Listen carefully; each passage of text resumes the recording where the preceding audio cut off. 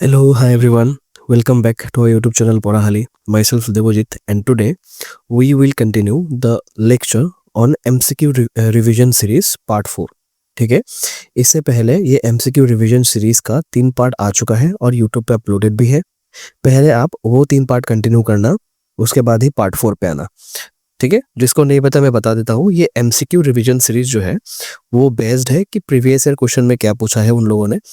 ठीक है, तो उसके ऊपर हम डिपेंड करके कुछ एमसीक्यू सिलेक्ट करते हैं और कुछ इंपॉर्टेंट एडिशनल एमसीक्यू भी हम ऐड करते हैं ताकि इसको कंटिन्यू रख सके. ठीक है, तो चलो स्टार्ट करते हैं. सबसे पहला क्वेश्चन क्या है, देखो. द फुल फॉर्म ऑफ नीति इज, ठीक है, जो नीति आयोग बनाया गया था गवर्नमेंट के द्वारा इन 2015 पे. ठीक है, तो उसका जो फुल फॉर्म है वो पूछा है. पहले ऑप्शन क्या दिया है, national institute for transforming India. Second option क्या है, national institution for the transforming India. Third, national institution for transformation India. And fourth, national institution for transformation India, institute for transformation India. ठीक है, इसका जो correct answer होगा ये होगा. ठीक है, national institution for transforming India. ठीक है, ये वाला जो ऑप्शन है ये करेक्ट होगा, national institution for transforming India. ठीक है, कुछ ऐसा शॉर्ट फॉर्म आए तो आपको परफेक्टली याद रखना होगा क्योंकि 4 ऑप्शन में इतना ज़्यादा डिफरेंस नहीं है. ठीक है, तो ध्यान से आपको याद रखना होगा चीज़ें. अच्छा चलो, नीति आयोग के साथ साथ कुछ और भी चीज़ें बताओ मुझे. जैसे गवर्नमेंट ने जब नीति आयोग का फॉर्मेशन किया था, कब किया था, 2015 में. ठीक है, डेट कौन सा था, 1 जनवरी था. ठीक है, नीति आयोग का जो पहला मीटिंग था, फर्स्ट मीटिंग, ये आप कमेंट सेक्शन में बताना. ठीक है, और नीति आयोग को जो बनाया था, किस कमीशन को हमने रिप्लेस किया था, वो कमीशन का नाम भी आप कमेंट में बताओ. ठीक है, और इसका जो मेंबर्स होते हैं कौन कौन होते हैं, पहले तो क्या होता है, चेयरमैन. चेयरमैन कौन होता है, प्राइम मिनिस्टर. एक वाइस चेयरमैन भी होता है और कुछ अदर मेंबर भी होते हैं जो हमने लास्ट सेशन में देखा था. उस अदर मेंबर्स के नाम भी बताओ कमेंट सेक्शन में. ठीक है, तो ये आपके लिए होमवर्क है, आप कमेंट सेक्शन में बताना. उसके बाद सेकेंड क्वेश्चन क्या है, देखो. The chairman of NITI Aayog, हालांकि ये हमने ऑलरेडी कवर किया है क्योंकि आपके जो PYQ से उसमें बार बार पूछा गया है, इसलिए हमारे स्लाइड में बार बार आ रहा है. ठीक है, the chairman of NITI Aayog कौन होगा, obviously the prime minister of India. ठीक है, ये हमने पहले भी डिस्कस किया है, तो करेक्ट आंसर कौन सा होगा, the prime minister of India. उसके बाद देखो, the time period of first annual plan, the time period of first annual plan was from, option क्या है, अप्रैल 1964 टू मार्च 31 1966. सेकेंड क्या है, अप्रैल 1966 टू मार्च 31 1969. अप्रैल 1978 to March 31 1980. And fourth one is none of the above. देखो, हमने देखा था कि जो हमारे इंडिया पे एक प्लान स्टार्ट किया था गवर्नमेंट ने, जिसको बोलते हैं 5 ईयर प्लान. ये कब स्टार्ट हुआ था, 1951 को स्टार्ट हुआ था. ठीक है, ये ठीक चल रहा था. फर्स्ट 5 ईयर प्लान अच्छे से चला, सेकंड 5 ईयर प्लान अच्छे से चला, थर्ड हुआ था एक्चुअली 1961 से 1966 तक. ठीक है, लेकिन इसके बाद कुछ प्रॉब्लम आया. जैसे 1965 को इंडिया और पाकिस्तान के बीच में एक वार हुआ. ठीक है, और उस साल सेवरल ड्रॉट भी आ चुका है. तो इसकी वजह से गवर्नमेंट ने क्या किया, फोर्थ जो 5 ईयर प्लान था वो इमीडिएटली स्टार्ट नहीं किया, उसके बदले में कुछ एनुअल प्लान लाया. ठीक है, दैट मीन्स 1966 से 1967 तक फर्स्ट एनुअल प्लान आया था. जैसे 5 ईयर प्लान 5 साल के लिए होता था, 1951 टू 1956. यहाँ पे भी थर्ड 5 ईयर प्लान 1966 से 1961 से 66 तक था. लेकिन उसके बाद गवर्नमेंट ने डायरेक्टली 5 ईयर प्लान स्टार्ट नहीं किया, गवर्नमेंट ने एक साल के लिए एनुअल प्लान स्टार्ट कर दिया. From 1966 to 1967, from 1967 to 1968 second था, एंड फ्रॉम 1968 टू 1969. ये 3 एनुअल प्लान गवर्नमेंट ने लाया था क्योंकि उस टाइम इकोनॉमी का हालत भी उतना अच्छा नहीं था और ड्रॉट भी आ चुका था, फार्मर भी लोग डिस्ट्रेस थे, जिनकी वजह से डायरेक्ट 5 ईयर प्लान स्टार्ट नहीं किया. इंस्टेड ऑफ 5 ईयर प्लान उन्होंने क्या स्टार्ट किया, एनुअल प्लान स्टार्ट किया, एक साल के लिए हम प्लानिंग करेंगे. ठीक है, तो इसका करेक्ट आंसर कौन सा होगा, इसका करेक्ट आंसर होगा अप्रैल 1966 टू मार्च 31 1960। ठीक है, ये था फर्स्ट एनुअल प्लान। हालांकि ये जो ऑप्शन है सी नंबर वाला 1978 से 1980 तक ये भी हुआ था एनुअल प्लान, लेकिन वो सेकेंड या थर्ड पे था आई थिंक। ठीक है, तो फर्स्ट जो हुआ था 1966 से 1969 के बीच में ही हुआ था, ये सेकेंड वाला होगा। ठीक है, अगर पूछे the time period of second annual plan तो कब होगा, अप्रैल 1978 टू मार्च 31 1980। ठीक है, उसके बाद देखो the 12th 5 year plan was started from, 12th 5 year plan कब से स्टार्ट हुआ था। ठीक है, अच्छा, सबसे इंपॉर्टेंट बात यह है कि आपको first 5 year plan, second 5 year plan, third 5 year plan आपको ध्यान से याद रखना है, एंड द एनुअल प्लान उसके बाद जो स्टार्ट हुआ था ये अब ध्यान में रखना। उसके बाद जो आपका लास्ट ये था 12th 5 year प्लान जो कि स्टार्ट हुआ था 2012 से और चला था 2017 तक। ठीक है, 2012 से स्टार्ट हुआ था और 2017 तक चला था। ये भी आपको इंपॉर्टेंट है, याद रखना होगा, क्योंकि इसके बाद कोई ऐसा 5 year प्लान नहीं आया था। क्योंकि पहले क्या होता था, प्लानिंग कमीशन जो होते थे वो 5 year प्लान को इंट्रोड्यूस करते थे, लेकिन गवर्नमेंट ने क्या किया 2015 में प्लानिंग कमीशन को हटा के क्या लाया, नीति आयोग लाया। ठीक है, अब जो प्लानिंग का काम है वो नीति आयोग देखता है। तो आजकल ये 5 year प्लान का जो सिस्टम था पहले के जमाने में वो डिसकंटिन्यू हो गया था। ठीक है, तो ये भी आपको याद रखना है। 12 5 year प्लान कब स्टार्ट हुआ था, 2012 में स्टार्ट हुआ था। ठीक है, उसके बाद देखो identify the main objectives of the Indian economy during the period of 5 year plan from the alternatives given below. हालांकि ये क्वेश्चन ऑलरेडी कवर कर चुके हैं हम। पहला ऑप्शन क्या था, to remove the socio economic and the regional inequalities. ठीक है, लोगों के बीच में जो सोशल एंड इकोनॉमिकली इनइक्वालिटीज थे एंड जो रीजन के वाइज किसी भी एक स्टेट में इनइक्वालिटी ज्यादा था, किसी भी एक स्टेट में इनइक्वालिटीज कम था, उसको रिमूव करना है। सेकेंड ऑप्शन क्या है, to attain the self reliance, हमें आत्मनिर्भर बनना है। ठीक है, थर्ड क्या था, to raise the rate of economic growth, हमें इकोनॉमिक ग्रोथ को इंक्रीज करना है बाई क्वांटिटेटिव। ठीक है, परसेंटेज इंक्रीज करना है हमें। टू रिमूव द पॉवर्टी, और गरीबी को हटाना है। हालांकि ये जो ऑप्शन है चार ऑप्शन ही करेक्ट है। ठीक है, तो इसका करेक्ट आंसर कौन सा होगा, सी होगा, 1 2 3 एंड 4। उसके बाद देखो, उसके बाद क्या क्वेश्चन पूछा है उन लोगों ने, the third indicator of human development are. ठीक है, यहाँ पे जो ह्यूमन डेवलपमेंट के जो 3 इंडिकेटर है उसका नाम नीचे दिया हुआ है और इनमें से कौन सा आपको करेक्ट है वो बताना है। ठीक है, सबसे पहले क्या दिया उन लोगों ने, लाइफ एक्सपेक्टेंसी, उसके बाद लिटरेसी, उसके बाद standard of living, basically accessibility to the pure drinking water and sanitation, and उसके बाद हेल्थ।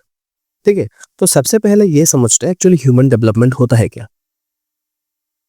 ठीक है, ह्यूमन डेवलप का मतलब है जो लोगों के चॉइस है या फिर फ्रीडम है, लोगों के जो फ्रीडम है एंड चॉइस।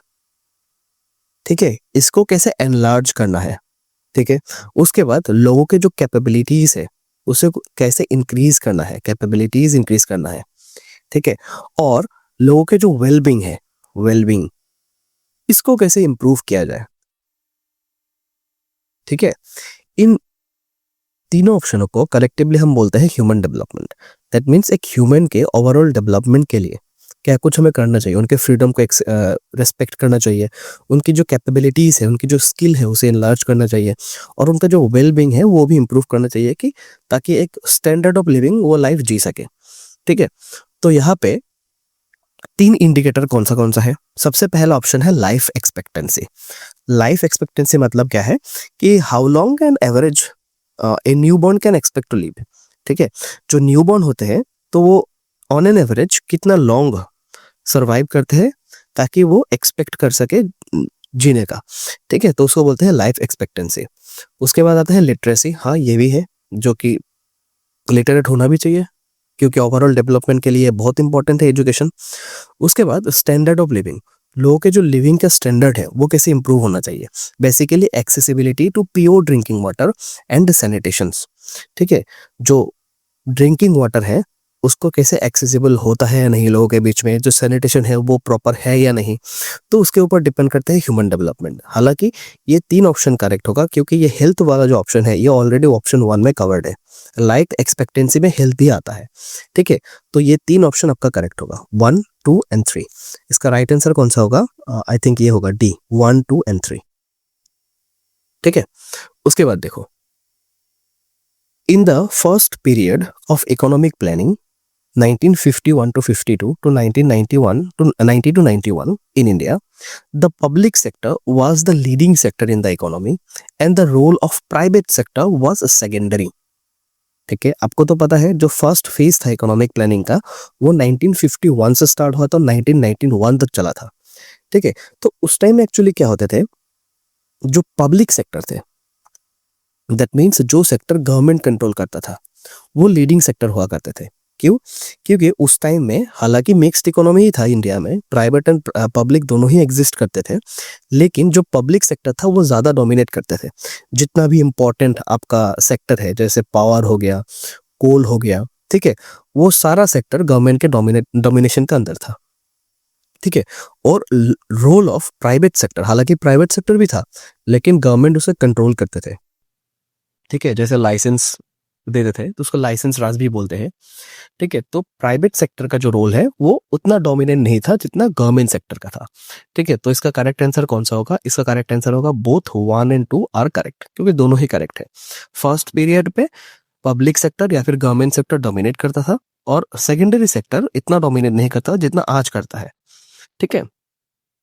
उसके बाद देखो क्या बोला, match the following roles in the NITI Aayog with their descriptions, ठीक है। नीति आयोग में क्वेश्चन उन लोगों ने बहुत बार पूछा है, तो you should careful about it, ठीक है। उसके बाद देखो रोल्स दिया हुआ है, चेयरमैन, नीति आयोग का चेयरमैन कौन है? इतनी बार हम पढ़ चुके हैं इस चीज को, प्राइम मिनिस्टर ऑफ इंडिया। तो इसका करेक्ट मैचिंग कौन सा होगा? 1 to C होगा।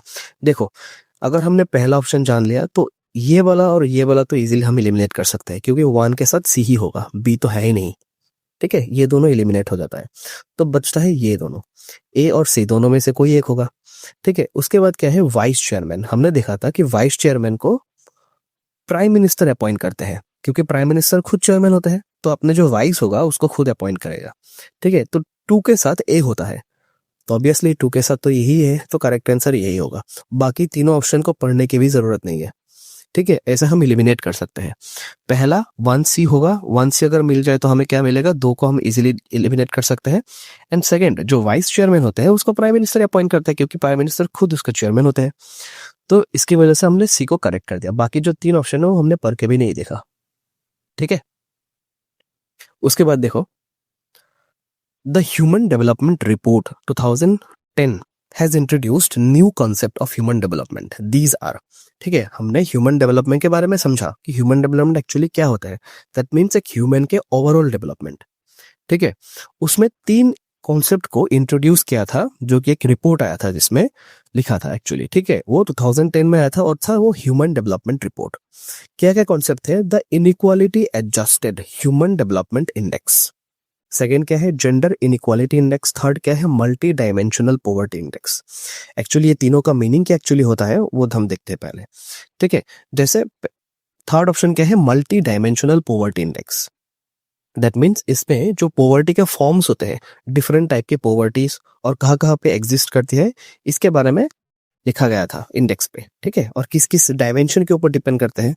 उसके बाद जेंडर इनइक्वालिटी इंडेक्स, ठीक है, ये जो मेल और फीमेल के बीच में जो इनइक्वालिटी है, ठीक है, उसके ऊपर बात करता है। And the first one is the inequality adjusted human development index, ठीक है। दैट मीन्स जो सोसाइटी के जो डिफरेंट क्लास के पीपल होते हैं उनके बीच में जो इनइक्वालिटीज एग्जिस्ट करती है अभी भी, उसके बारे में ये कॉन्सेप्ट आया था, ठीक है। हालांकि ये तीनों कॉन्सेप्ट, तीनों जो कॉन्सेप्ट है वो भी करेक्ट है, तीनों इन रिपोर्ट में 2010 में जो रिपोर्ट आया था इसमें मेंशन किया हुआ था, ठीक है। तो इसका करेक्ट आंसर कौन सा होगा? 1, 2 एंड 3, ठीक है।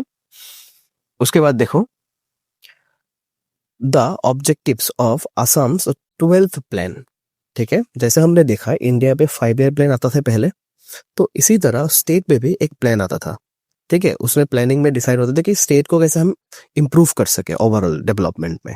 ठीक है, तो इसका जो ऑब्जेक्टिव्स था वो क्या क्या था देखो, to raise the rate of growth of Assam's economy to 10% in the next 2 or 3 decades in order to remove the gap between Assam economy and the economy of the development states in India। ठीक है, असम की जो economy है उनका जो rate of growth है उसको हमें इंप्रूव करना है अप टू 10%। ठीक है, in the next 2 or 3 decade. ठीक है, ताकि जो इंडिया के जो डेवलपमेंट स्टेट्स है और असम के जो इकोनॉमी है उसके बीच में जो बड़ा गैप है उसको हम कम कर सके। ठीक है, सेकेंड ऑप्शन क्या दिया है, to adopt various schemes for the poverty removal. ठीक है, गरीबी को हटाने के लिए हम ज्यादा से ज्यादा स्कीम्स लाए।